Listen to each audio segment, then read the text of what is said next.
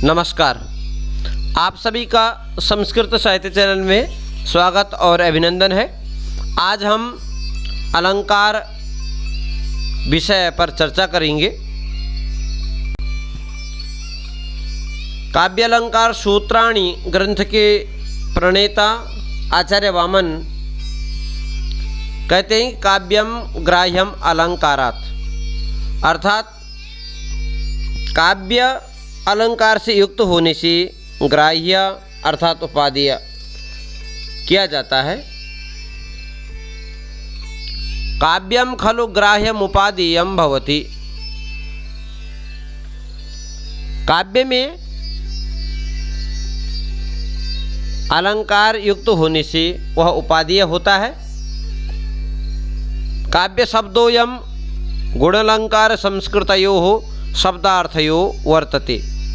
कहते हैं कि यह काव्य शब्द गुण और अलंकार से संस्कार संपन्न शब्द और अर्थ का क्या करता, बोधयति, बोध कराता है। आगे देखिए, कहते हैं कि सौंदर्यम अलंकारः। प्रश्न आया कि अलंकार क्या वस्तु है, तो इसके प्रत्युत्तर में आचार्य वामन ने कहा सौंदर्यम अलंकारः अलंकृतिर अलंकारः। यहाँ करण व्युत्पत्ति करने पर अलंकार शब्द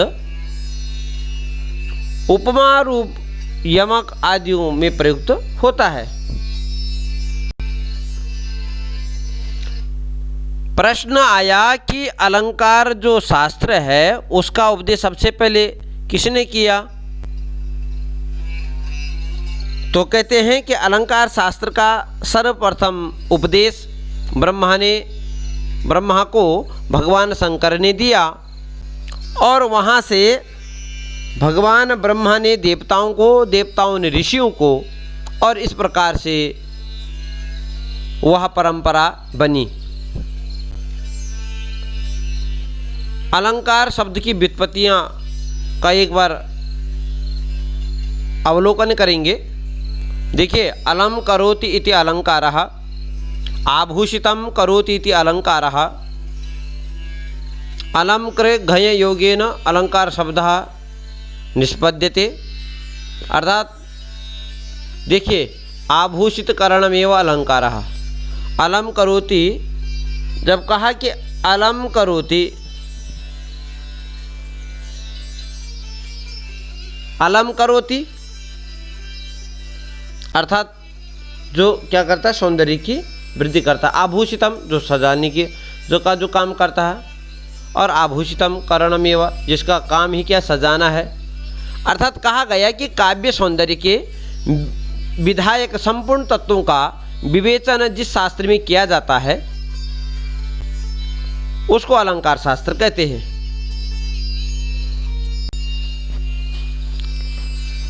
नाट्य शास्त्र के प्रवर्तक आचार्य भरत कहते हैं काव्य लक्षण में मृदु ललित पदाढ़्यम गूढ़ शब्दार्थहीनम जनपद सुख बोध्यम युक्तिमन नृत्य योज्यम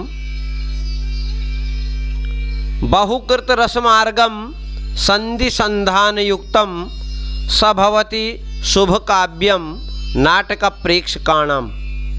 अर्थात जो काव्य है वह कैसा होना चाहिए, वह काव्य उत्तम काव्य, शुभ काव्य माना जाता है। कैसा, जिसके पद कोमल और मनोहर हो, अर्थात शब्दार्थ कोमल पदों से युक्त होना चाहिए, और दोषों से रहित होना चाहिए, गूढ़ शब्दार्थ से रहित होना चाहिए, और जनपद सुखबोध्यम सभी लोगों को अवबोध हो जाए, समझने में सुगम हो, युक्त हो, और नृत्य में उपयोग करने योग्य हो, रस से युक्त हो, बहुकृत रसमार्गम बहुत से रसों का स्रोत हो, और संधि संधान, अर्थात संधियों से समन्वित हो।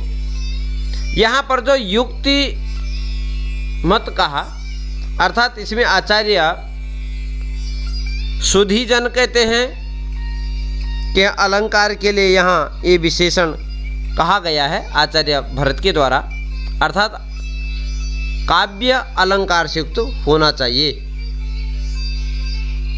चाहे शब्दालंकार हो, चाहे अर्थालंकार हो, चाहे उभय अलंकार हो।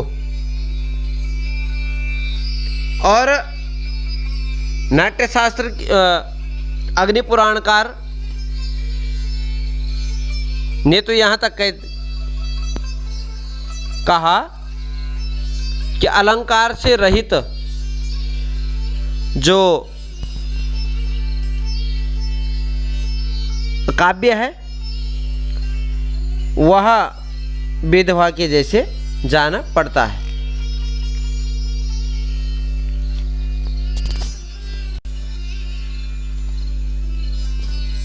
सर्वप्रथम काव्यालंकार के प्रणेता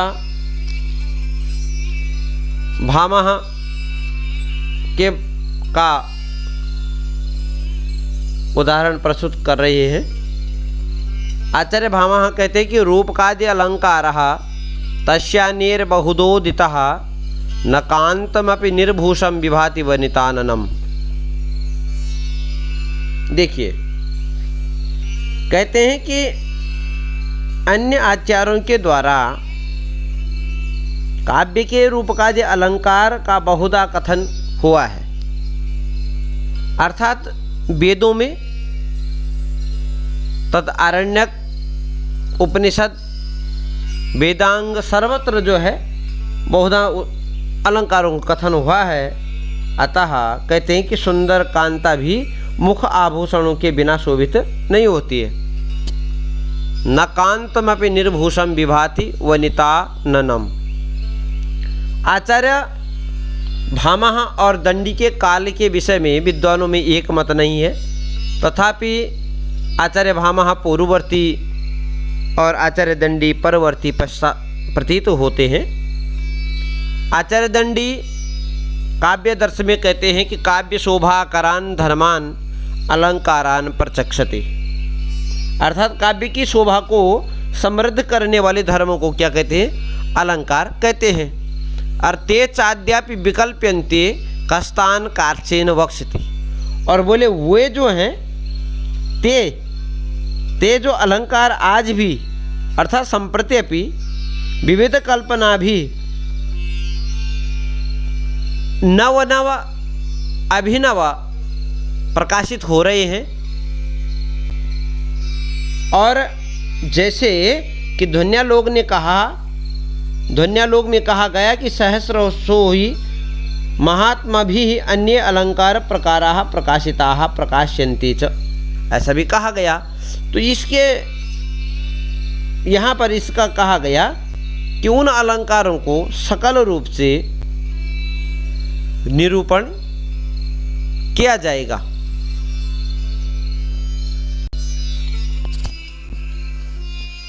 आचार्य वामन अपने काव्य अलंकार सूत्र वृत्ति में फिर कहते हैं, तृतीय अधिकरण में, इससे पूर्व यद्यपि भामह ने भी कोई स्पष्ट लक्षण नहीं दिया, आचार्य दंडी ने भी स्पष्ट लक्षण नहीं दिया,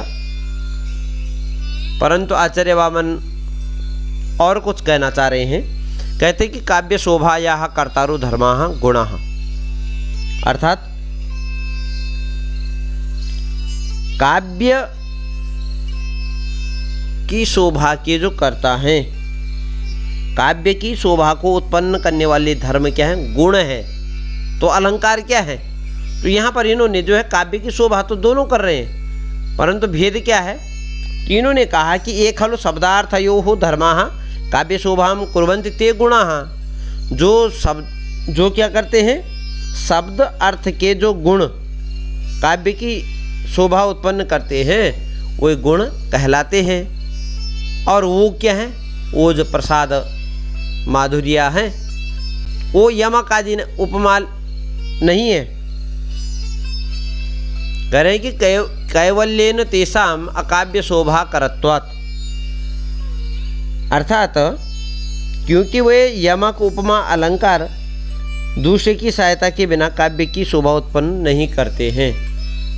यहाँ इन्होंने बीज वपन कर दिया है। उसके बाद कहा तदतिशय हेतवस्तु अलंकारः, अर्थात उस काव्य का अतिशय तदतिशय हुआ है, उसके कारण यह अलंकार है। तो यहाँ गुण और अलंकारों का भेद कर दिया गया है। और इसके उदाहरण में आचार्य वामन कहते हैं कि युवतेरेव रूपमंग काव्यम स्वदत्ते शुद्ध गुणम तदप्यतीव विहित प्रणयम निरंतराभिः सदलंकार विकल्प कल्पनाभिः, अर्थात शुद्ध गुणों से युक्त वह काव्य नौजवान स्त्री के आभूषणों की अच्छी संरचना के कारण सुंदर रूप के समान रसिक लोगों को क्या करता है, आकर्षित करता है और निरंतर आकर्षित करता है। और प्रत्यंग में और अंगों में पहने हुए आभूषणों से विभूषित युवती का वह रूप आनंदप्रद होता है। इसी प्रकार से ओज आदि गुणों, उपमा आदि अलंकार वालों काव्य भी रसिक जनों को क्या करता, आनंद प्रदान करता है। अब ये तो जो अन्वय के पक्ष में दिया, अब इन्होंने व्यतिरेक के पक्ष में दिया। अगला श्लोक कहा कि यदि भवति वचश्च्युतं गुणेभ्यो वपुरिव यौवन वध्यमंगनायाः अपि जनिदयितानि दुर्भगत्वं नियतमलंकरणानि संश्रयन्ते। कह रहे हैं कि यदि काव्य रूपी गुण, यदि काव्य क्या होता है, वचश्च्युतं गुणेभ्यो गुणेभ्यः, यदि काव्यम किम भवति, गुणेभ्यः च्युतं भवति, गुणों से हीन होता है तो क्या होता है, वपुर्व यौवन वध्यमंगनायाः, तो वह यौवनहीन स्त्री के शरीर के समान मालूम पड़ता है। क्यों? बोले अपि जन दयितानि दुर्भगत्वम नियतमलंकरणानि संश्रयन्ते। कह रहे हैं कि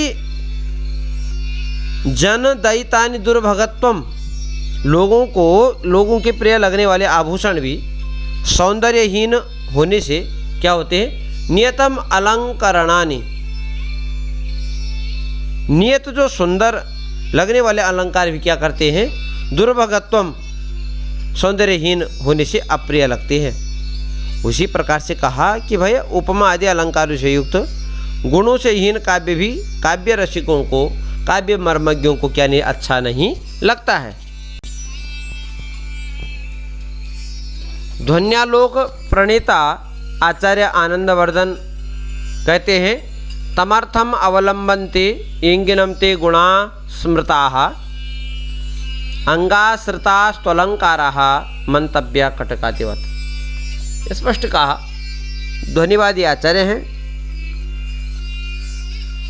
ये अंगिनम ते गुणाः स्मृताः, जो अंगी पर अवलंबित रहते हैं, अर्थात अंगी के जो आश्रित हैं वो गुण हैं, अर्थात आत्मा के जो धर्म है, रस, उन्हें गुण कहते हैं। और अंगाश्रितास्तुलंकाराः, और जो अंग पर आश्रित है, एक तो अंगी पर आश्रित है वो गुण है, और अंगाश्रिता तो अलंकाराः, और जो अंगों पर आश्रित है, अर्थात एक शरीर है, एक शरीर ही है, शब्दार्थ काव्य है और रस उसकी आत्मा है। तो कहा कि वह मंतव्या कटकादिवत, उन अलंकारों को कटक आदि मंतव्य मानना चाहिए। आगे चलिए, आचार्य मम्मट काव्य प्रकाश में कहते हैं कि उपकुर्वन्ति तम संतम इंग द्वारेण जातुचित हारादिवद अलंकाराः तेन प्राशोपमादयः। अर्थात जो शब्दार्थ अंगों के द्वारा, अंग द्वारेण अर्थात शब्दार्थ रूपी अंगों के द्वारा, तम संतम उस अंगी आत्मा रूपी रस को, जातुचित नियम से नहीं अर्थात कदाचित क्या करता है, उपकुर्वन्ति उपकार करता है, अर्थात उत्कर्ष युक्तम करोति उत्कर्ष युक्त बनाता है। वे अनुप्रासादि अलंकार क्या हैं, शरीर की शोभा दान के द्वारा अंगी रस के हार आदि दैहिक अलंकारों की तरह काव्य के अलंकार होते हैं। वे जो अलंकार हैं जो कदाचित नियम से नहीं और किसके द्वारा करते हैं, अंगों के द्वारा अर्थात शब्द और अर्थ के द्वारा उस तम संतम उस अंगी को उपकुर्वन्ति उत्कर्ष का आधान करते हैं। वे क्या है, अलंकार। और वे कैसे हैं, वे अलंकार अनुप्रास उपमा आदि हैं और वो कैसे हार आदि कटक कुंडल की तरह हैं।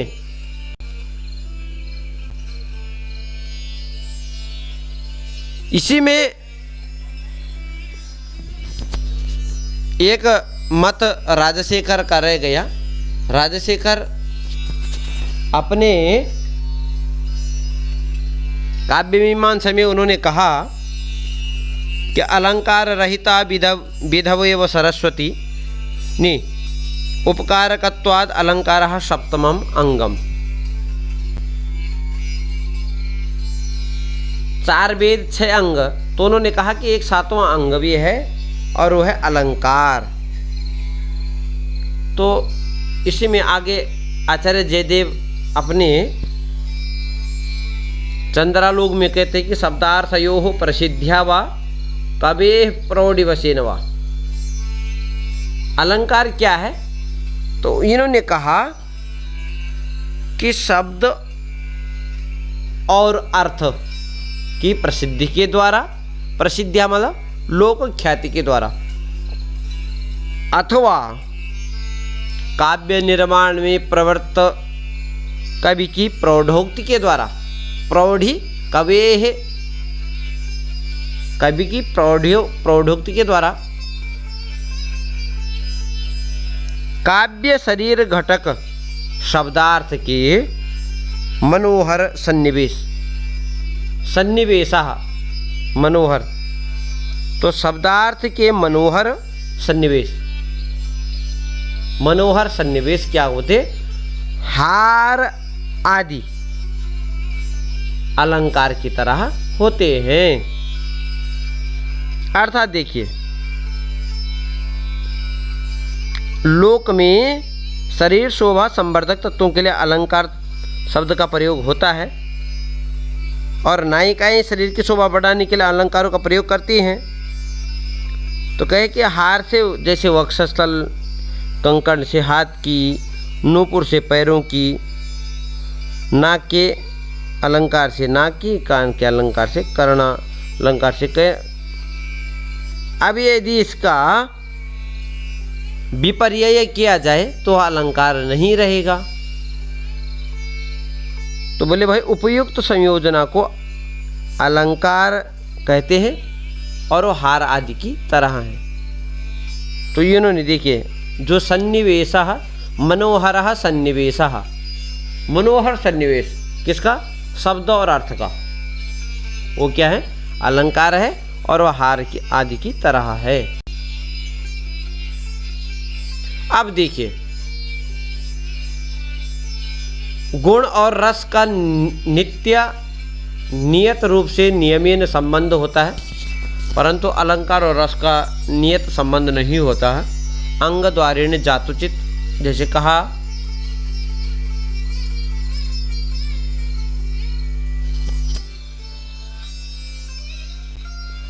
रस का गुण नियमेन उपकारक है, और इसी में आचार्य विश्वनाथ अलंकार निरूपण प्रसंग में कहते हैं कि शब्दार्थयोः अस्थिराये धर्मा शोभातिशायिनः रसादीन उपकुर्वन्तो अलंकारास्ते अंगदादिवत्। इन्होंने कहा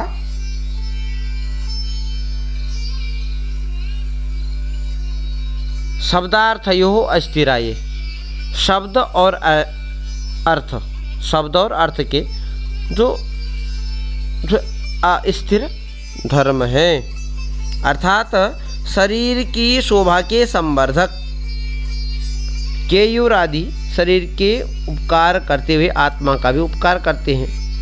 उसी तरह काव्य के शरीरभूत शब्द और अर्थ की शोभा बढ़ाने वाले अस्थिर धर्मभूत अनुप्रास और उपमा अलंकार काव्य की आत्मा रसादि की पोषक और क्या है, अस्थिर धर्म है। अर्थात शोभा को तो बढ़ाते हैं, परंतु कैसे धर्म है, अस्थिराः ये धर्माः। बोले जो क्या करता है, रसादीन उपकुर्वन्ति, रस के द्वारा क्या करती है, उसको पोषित उत्कर्षता लाती है। अलंकार अर्थात जिस तरह से केयूर आदि शरीर की शोभा के संवर्धक होते हुए आत्मा का उत्कर्ष का आधान करते हैं, उसी तरह अनुप्रास और शब्दालंकार उपमा नहीं है। और कहा कि यह क्या है, आवश्यक भी नहीं है। अब देखिए वही बात आ गई ना, अलंकार रस का नियमेन उपकारक नहीं होता है, कुत्रचित हो सकता है, कुत्रचित नहीं भी हो सकता है, और कुत्रचित तटस्थ भी हो सकता है। तो ये देखिए, ते अलंकाराः अंगदादिवत्, वे अलंकार अंगद आदि की तरह हैं, कटक कुंडल की तरह हैं। अस्थिराः धर्माः, क्या है, अस्थिर धर्म है, शोभा तो बढ़ाते हैं।